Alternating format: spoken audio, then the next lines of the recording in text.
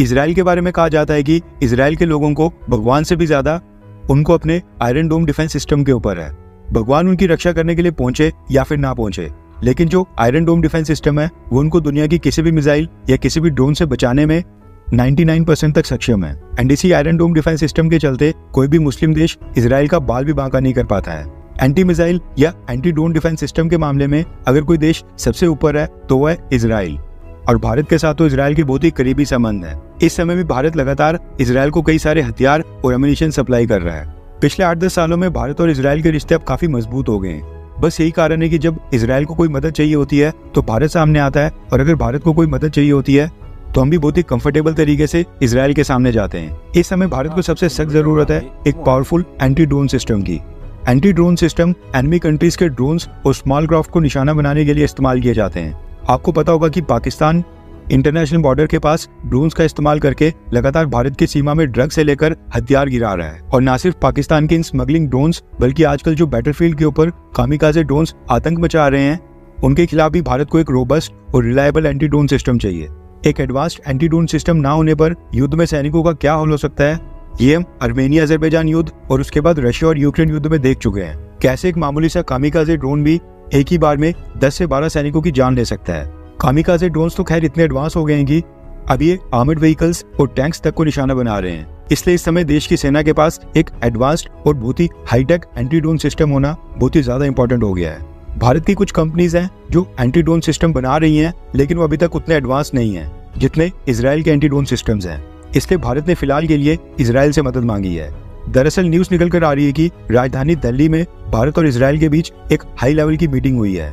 ये मीटिंग 1-2 घंटे वाली कोई छोटी मोटी मीटिंग नहीं थी, बल्कि 2, 3 और 4 सितंबर तक लगातार 3 दिन तक ये मीटिंग चली।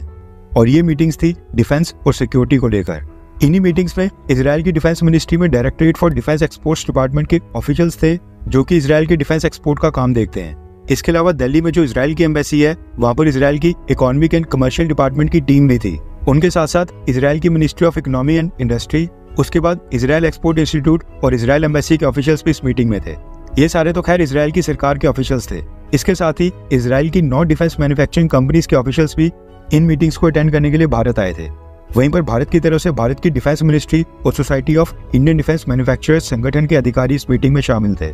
अभी जो मीटिंग्स हुई हैं, इनको लेकर न्यूज निकल कर आ रही है कि 3 दिन तक भारत और इसराइल की टीम और दोनों देशों की कंपनीज के बीच साइडलाइंस के ऊपर 150 से भी ज्यादा बिजनेस मीटिंग्स हुई हैं।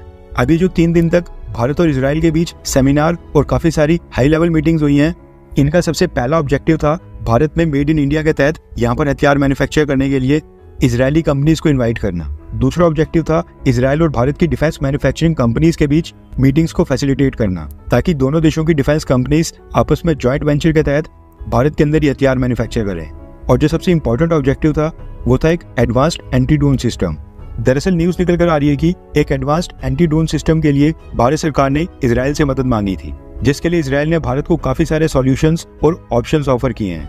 न्यूज निकल कर आ रही है कि 3 इजरायली कंपनीज हैं, एक डिफेंस सॉल्यूशन, दूसरी सेप्टियर और तीसरी है सेंट्रिक्स कंपनी। इन्होंने साइबर रेडियो फ्रीक्वेंसी बेस्ड एक बहुत ही high tech anti drone system Bharat को ऑफर किया है, जो कि किसी भी ड्रोन को डिटेक्ट करने, लोकेट करने और साथ में उसको न्यूट्रलाइज करने में भी सक्षम है।